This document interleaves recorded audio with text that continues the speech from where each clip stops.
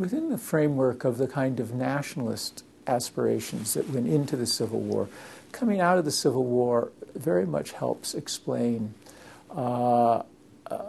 what happens afterward. What happens afterward is a kind of switch.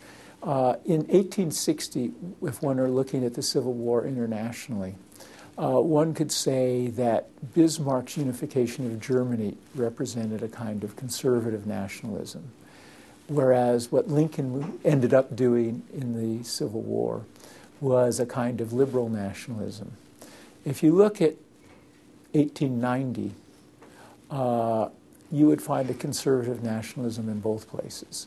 That you will have found that the kind of individual rights that were quite central to the thinking of mid-19th century American republicanism had been subordinated to a kind of notion that the sovereignty resides in the state. This is the level of high academic culture, but nonetheless it is what is sort of operating. And this is one of the things, racism was the central thing, but I think it's very important that this strong rights tradition that was going into the Civil War and was a part of the radical Reconstruction, that had all sort of faded away.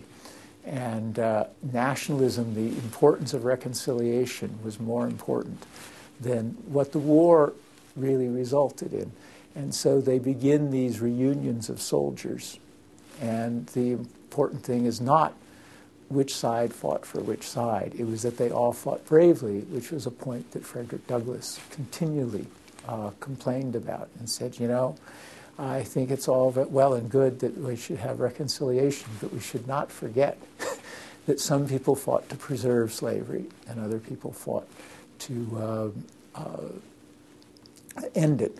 And I think that that is a part of this nationalist desire to have everybody come together. And so we look a little bit like Germany at that point.